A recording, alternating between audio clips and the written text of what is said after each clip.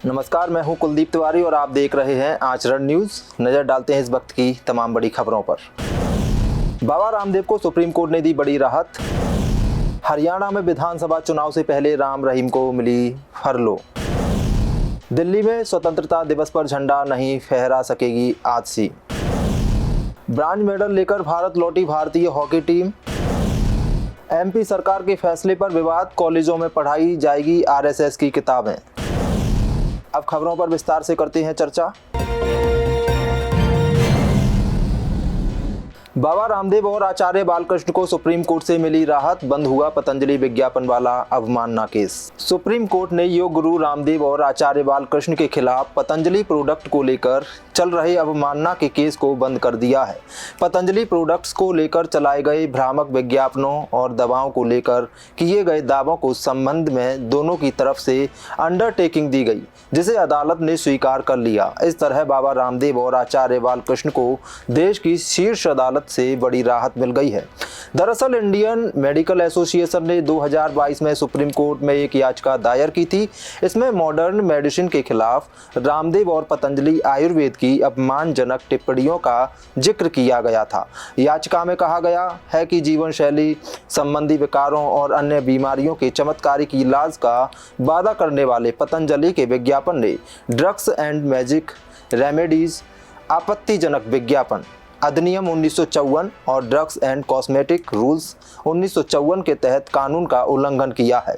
Supreme court ने नवंबर 2023 में पतंजलि से कहा कि वे भ्रामक विज्ञापनों को जारी करना बंद कर दें, लेकिन ऐसा नहीं किया गया।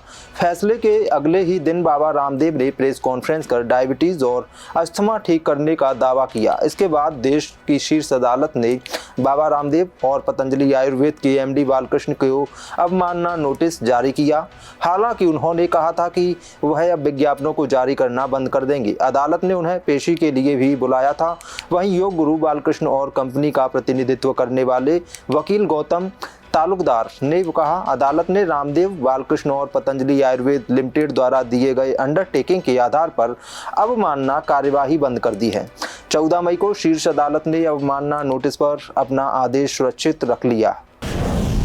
हरियाणा में विधानसभा चुनाव से पहले राम रहीम को मिली फरलो, जेल से बाहर आया, 21 दिनों तक बाहर रहेगा। हरियाणा विधानसभा चुनाव से ठीक पहले सजा काट रहे डेरा सच्चा सौदा प्रमुख गुरमीत राम रहीम की 21 दिन की फरलो मंजूर हो गई है। आज सुबह राम रहीम रोहतक की सुनारिया जेल से बाहर आया है। वह उत्तर प्रदेश के बागपत में वरनाव आश्रम पहुंच गया है। 2 दिन पहले ही पंजाब एंड हरियाणा हाईकोर्ट ने हरियाणा सरकार को कहा था कि वह राम रहीम को सोच समझकर ही फरलो या पैरोल दे। इसके बाद सरकार ने राम रहीम को इस शर्त पर फरलो दी कि वह सिरसा स्थित डेरा सच्चा सौदा में नहीं जाएगा।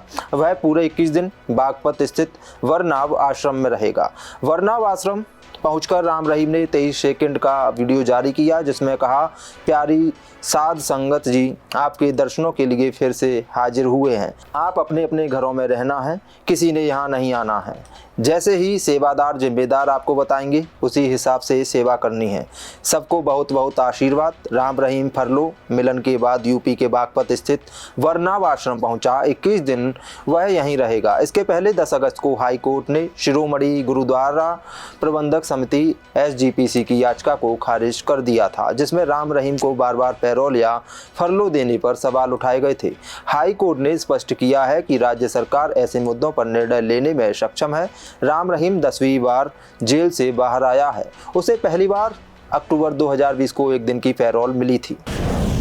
दिल्ली में स्वतंत्रता दिवस पर झंडा नहीं फहरा सकेंगी आजसी, सीएम केजरीवाल की मांग हुई खारिज। दिल्ली में स्वतंत्रता दिवस पर झंडा फहराने को लेकर विवाद कम होने की बजाय और बढ़ गया है। दिल्ली सरकार के विभाग ने सीएम अरविंद केजरीवाल के मंत्री के निर्देश को लागू करने से मना कर दिया है।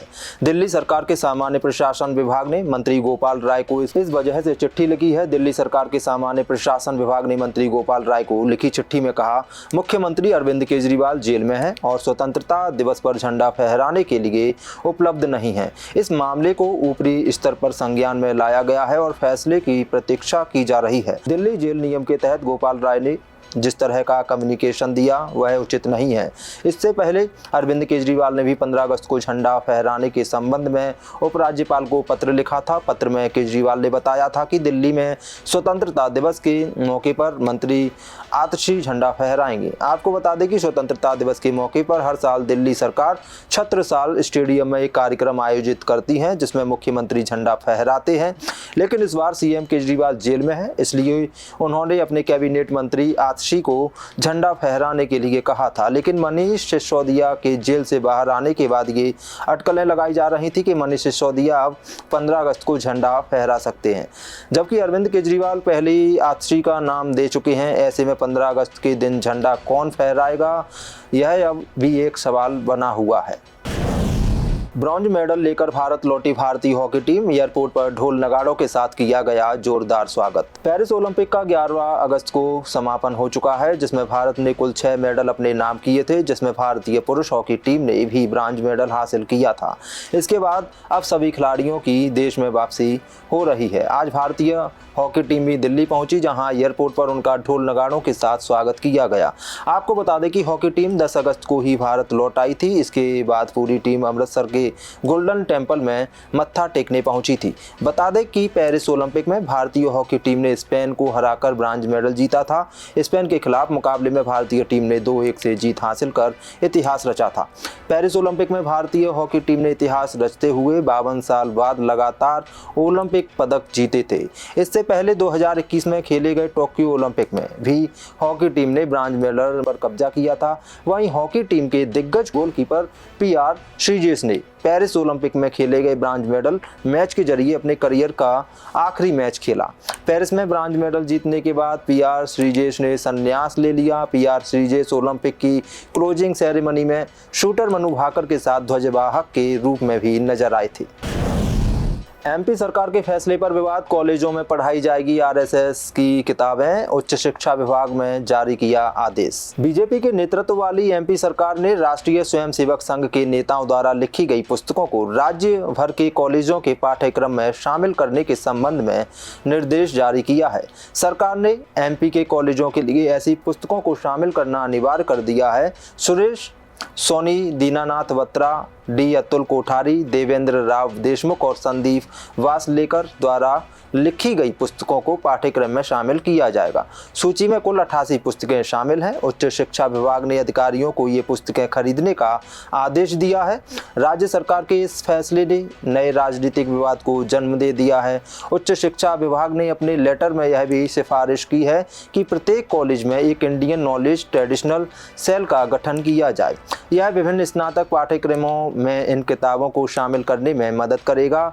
इन किताबों के लेखकों में एक दीनानाथ बत्रा, विद्या भारती के पूर्व महासचिव और आरएसएस के शैक्षिक अभियानों में अहम भूमिका निभाने वाले व्यक्ति हैं।